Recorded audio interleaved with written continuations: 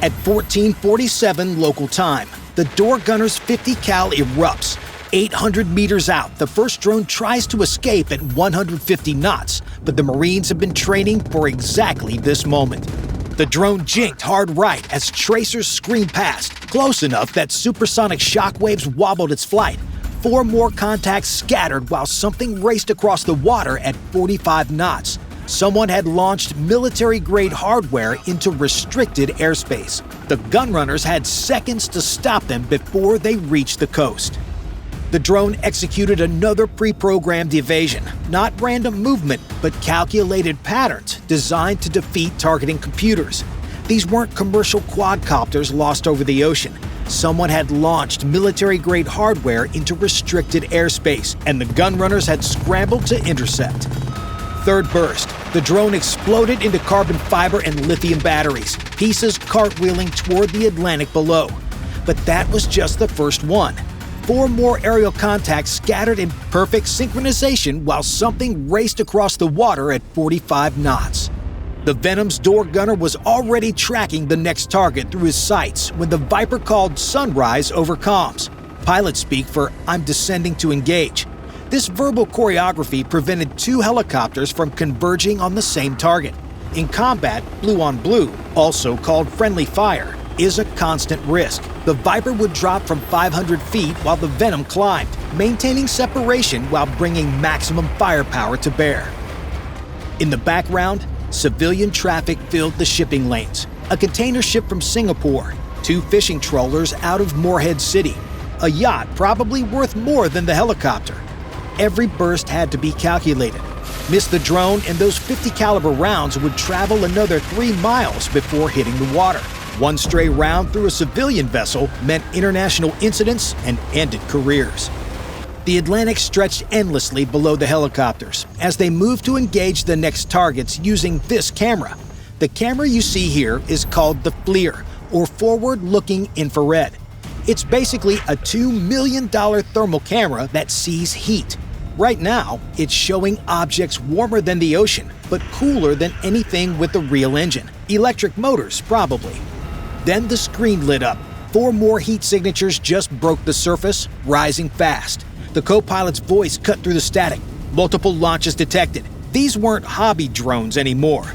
These were high-end drones you definitely can't get at Best Buy. And while Best Buy doesn't stock military-grade attack drones, War Thunder puts you in command of actual military hardware from nations that do.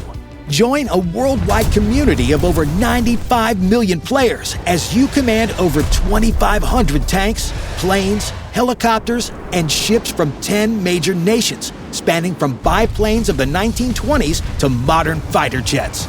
Experience the same intense combat scenarios with incredibly detailed vehicles where every component matters, just like real warfare.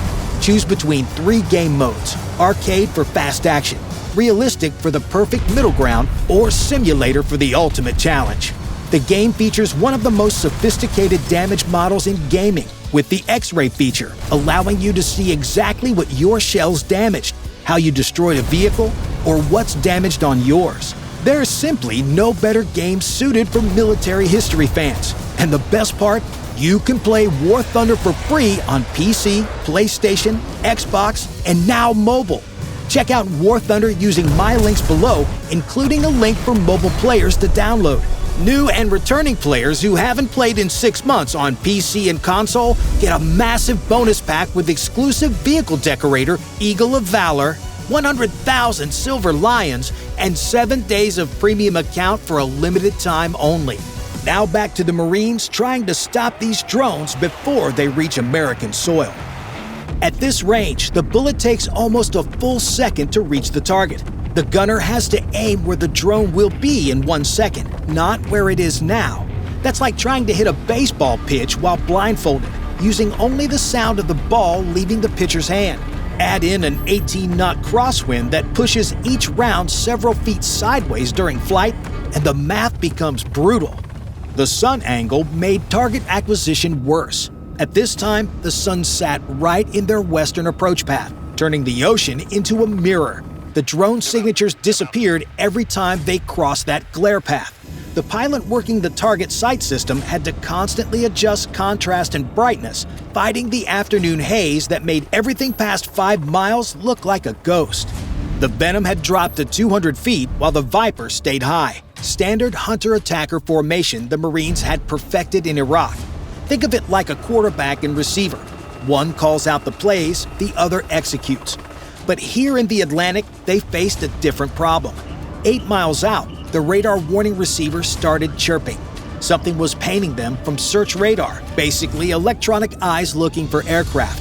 The system could tell the difference between someone just looking and someone preparing to shoot by how fast the radar pulses came, like the difference between someone glancing at you versus staring you down. These pulses were slow, observational, but the fact that these small contacts had radar at all meant sophisticated equipment, and they could very well turn on the helicopters that were hunting them at any moment. The Venom's pilot pushed forward at 80 knots, while the co-pilot tried to raise the contacts on guard frequency, the emergency channel everything airborne is supposed to monitor. Nothing. He tried civilian frequencies. Silence. The IFF system, basically an electronic license plate reader for aircraft, came back blank. These things weren't broadcasting any identification. In restricted airspace, that's like driving the wrong way on a highway without plates. The engagement matrix was falling into place. Unidentified, unresponsive, approaching critical infrastructure. Time to take them out. But this was easier said than done. The remaining 4 drones moved with coordinated purpose, like a pack hunting. These weren't remote controlled. They'd switched to autonomous mode after their leader got splashed, running pre-programmed attack patterns that someone had spent serious money developing. The kind of capability that meant state actors or well-funded groups, not weekend hobbyists who'd lost control of their toys. The remaining 4 drones scattered instantly, but not randomly. They executed a perfect brake maneuver, like fighter jets avoiding a missile. The Viper pilot immediately called Sunrise, beginning his descent to engage, while the Venom climbed to give him room. The Viper's gun camera recorded everything, both for the debrief and to ensure they weren't accidentally targeting their wingman. Here's where ammunition management became critical. Each helicopter carried limited ordnance. The Venom had 6 APKWS rockets and 600 rounds of 50 cal. The Viper had 2 Hellfires plus 750 rounds for the cannon. Against 4 aerial and 1 surface target, they couldn't afford to waste shots. The crews had to make quick calculations, use the expensive guided weapons on difficult targets, save guns for easier shots. The Venom lined up on the nearest drone, while the co-pilot armed an APKWS rocket. Here's the thing about laser-guided weapons. The rocket doesn't actually follow the laser.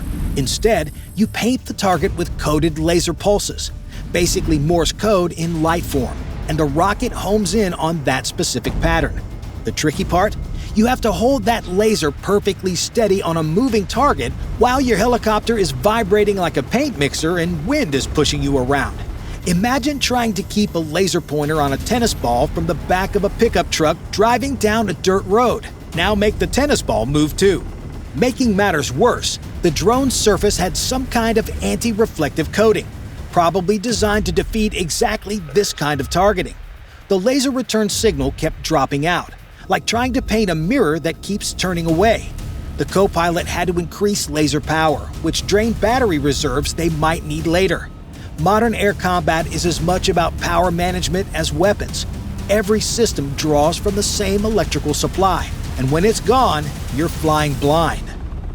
The co-pilot triggered the laser at PRF 1688. That's how many pulses per second the laser fires. Different countries use different codes so their weapons don't get confused. It's like having your garage door opener set to a specific frequency so your neighbor's remote doesn't open your door. The rocket left its tube with that distinctive whoosh thump sound, safety systems arming after it flew 150 meters. For 6 eternal seconds, the co-pilot fought to keep the laser on target. The helicopter's vibration tried to shake his aim.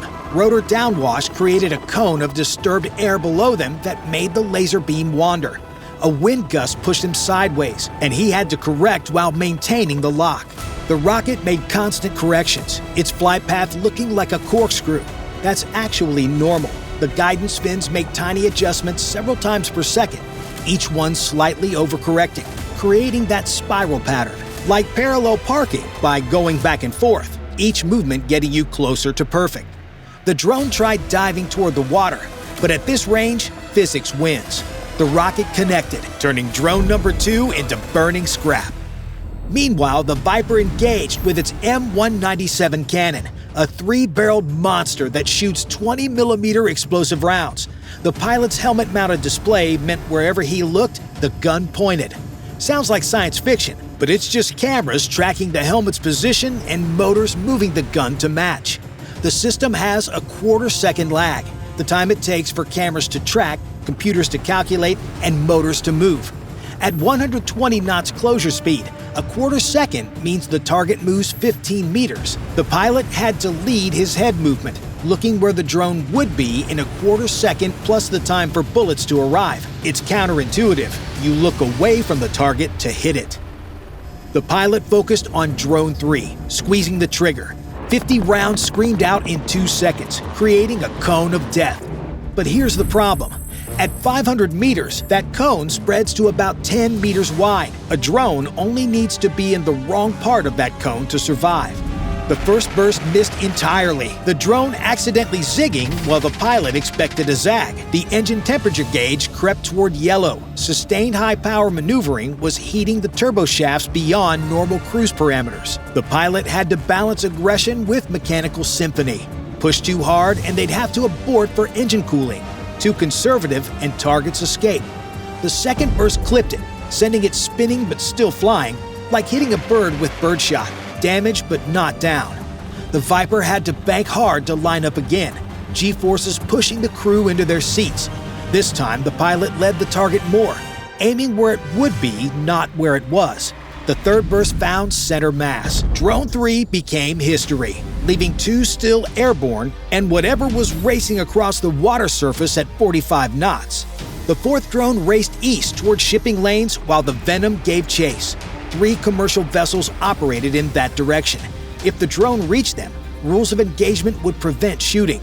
Collateral damage to civilian shipping meant international incidents, insurance claims, and careers ending.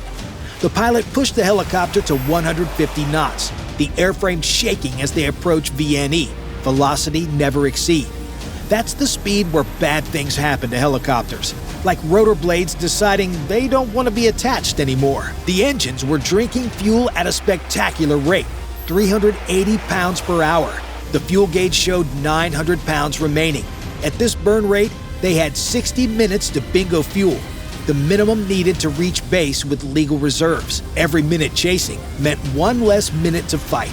The M134 minigun spun up, 6 barrels rotating with that distinctive electric whine. This gun doesn't aim so much as create mathematical certainty.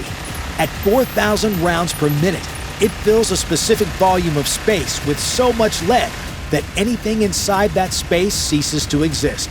The gunner triggered a 2-second burst, 133 rounds creating a stream of tracers that looked like a laser beam made of bullets.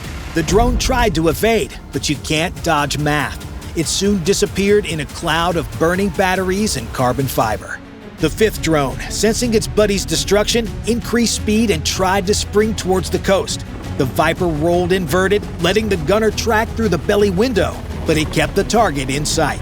The door gunner waited for the drone to clear the debris cloud, then opened up with a long burst. At 2,000 meters, max effective range, the bullets took over 2 seconds to arrive. The drone had moved 100 meters by then. He corrected, walking the tracers like a garden hose, using the glowing rounds to guide his aim. The first impact sparked off the drone's frame. The second burst tore through its control surfaces. It tumbled toward the ocean. Number 5 down. Only the surface contact remained, somehow maintaining 45 knots.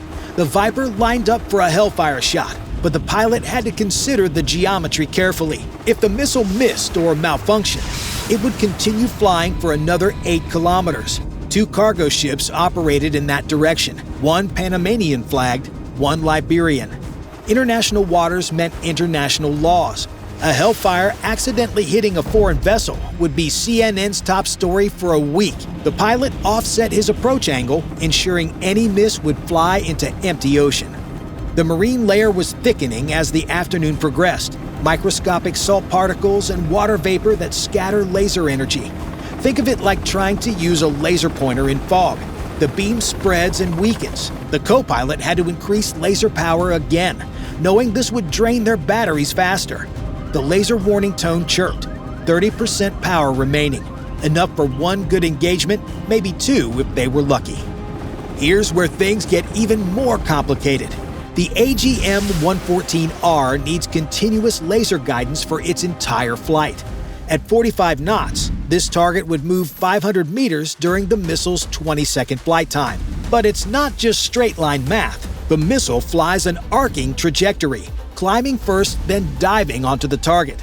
During the climb phase, it's actually flying away from where the target will be, trusting the laser to bring it back around. It's like throwing a boomerang at a moving car. You need to account for both the curve and the movement. The nearby Venom dropped a Mark 58 Marine marker, basically a floating smoke grenade to judge wind. The white smoke immediately streamed northeast, 18 knots of wind they'd need to factor in. The co-pilot lasered a point 500 meters ahead of the racing contact. He had to factor in three things: target speed, wind drift, and the missile's flight path. Get any of them wrong, and you've wasted $150,000 of taxpayer money. The Hellfire released with its characteristic flash whoosh, riding the laser beam like an invisible railroad track. For 20 seconds, the co-pilot held that laser rock steady, fighting vibration, wind, and his own adrenaline shakes. Halfway through, the target began zigzagging, some kind of terminal evasion program. But at this point, the missile was already in its terminal dive, moving at Mach 1.3. The target's evasion moved at maybe 50 meters. The Hellfire's blast radius was 100 meters. Physics had already determined the outcome. The missile impacted exactly where the math said it would, turning the surface contact into an expanding fireball of orange flame and black smoke. 6 for 6. Perfect score. 12 minutes from first contact to the last target destroyed. The controller's voice crackled over encrypted comms.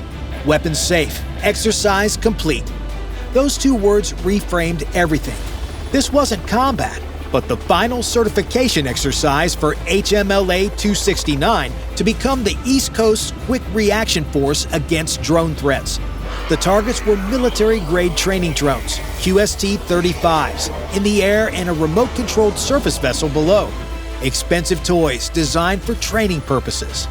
But the mission they were preparing for is a very real one that could affect you at home right now.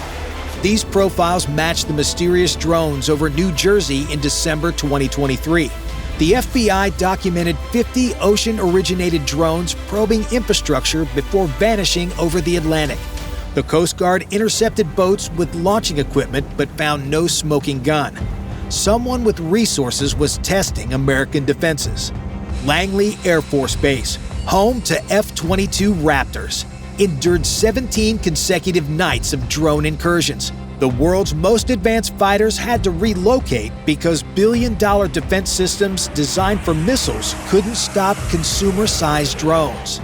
In 48 hours, HMLA-269 begins armed coastal patrols from Virginia to Georgia. Real bullets, real consequences. The Gunrunners prove they can handle whatever emerges from the Atlantic. So when the next wave comes, these Marines will be orbiting offshore, weapons hot and ready. Don't forget to check out War Thunder. Play for free on PC, PlayStation, Xbox, or mobile using my links in the pinned comment and description. New and returning players who haven't played in 6 months on PC and console get a massive bonus pack with the exclusive Eagle of Valor Vehicle Decorator, 100,000 Silver Lions, and 7 days of premium account. It's available for a limited time only, so claim it now. Bye for now.